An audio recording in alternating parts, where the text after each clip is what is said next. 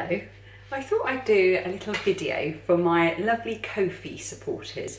So I'm going to do this in two ways. If you're watching this one, it is for people who have chosen to support me, whether once, twice, three times, or just one-off. However many times you have chosen to buy me a nice cup of tea, you will be able to see this video. And it's going to be a kind of slightly sped up making of some cheese and chutney scones. It's a recipe I absolutely love. It's an internet recipe, but I can't remember where I got it from, and I've adapted it over the years anyway. So yeah, hopefully you'll enjoy it. Right, so the ingredients that you're going to need. You are going to need 2 or 3 spring onions, or salad onions they're sometimes called, depending on their size. Mine look a bit funny because I've just picked them from the garden. I'm probably going to use the 2 smaller ones because that one's quite a big one.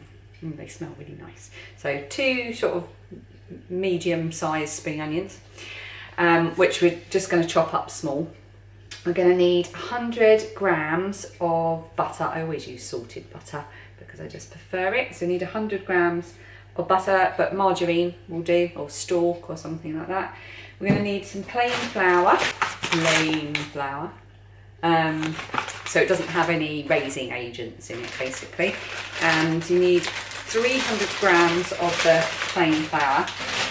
And then the raising agent will be the baking powder. We're going to use quite a lot of this, about 5 teaspoons of baking powder. An egg, 1 egg, that is for glazing, to give them a nice sticky shiny finish at the end. I suppose you could also use milk. Speaking of milk, you're going to need 100 mils of milk. I don't know if we've quite got enough there. Hopefully we have. Dan's off shopping soon. You're going to need your chutney. Now I've made these with mustard, I've made them with chutney, I've made them with anything that's kind of liquidy and gloopy and tangy. I'm going to use pear, apple and ginger chutney. It's one of these things that was given to us as a gift and we're never going to eat it. I love the taste of chutney, but I don't like the texture.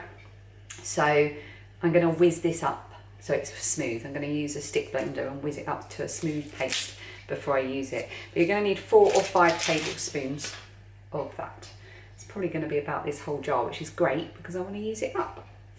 And finally, you're going to want 100 grams of cheese. Now you can just use 100 grams of cheddar cheese, just a plain cheese, or you can use a mixture or whatever you like really. I'm going to see what we've got in the fridge because I'd quite like to include some pecorino, which is a stronger tasting hard cheese, but it's also vegetarian, which means Phoebe can have it. So I'm going to have a look at what we've got. But in total, it'll be 100 grams of cheese, but you can make up with whatever cheese you want. Maybe you like blue cheese to make it nice and tangy. And those are your ingredients. So press pause. I'll put the ingredients underneath the video. Go and gather all your stuff together and we'll come back and start cooking.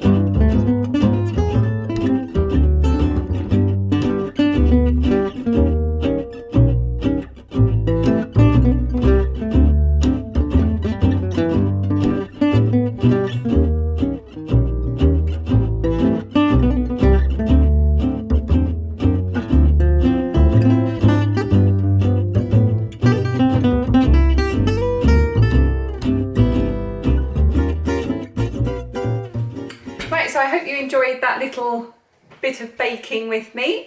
Thank you so much to everybody who has very kindly supported me via Ko-fi. It makes a huge difference to me that you do that, and it really does mean that I can keep doing this and keep doing my vlogs and my podcast, which I so love to do. So I just want to say, in these really difficult times, it's really kind of you to want to support me a bit. So thank you very much, and I hope Cheese and Chutney Scones gives a little bit back and that you enjoy them. Let me know what you think, either by leaving a comment or dropping me a line or whatever you want to do. And I'll see you again soon.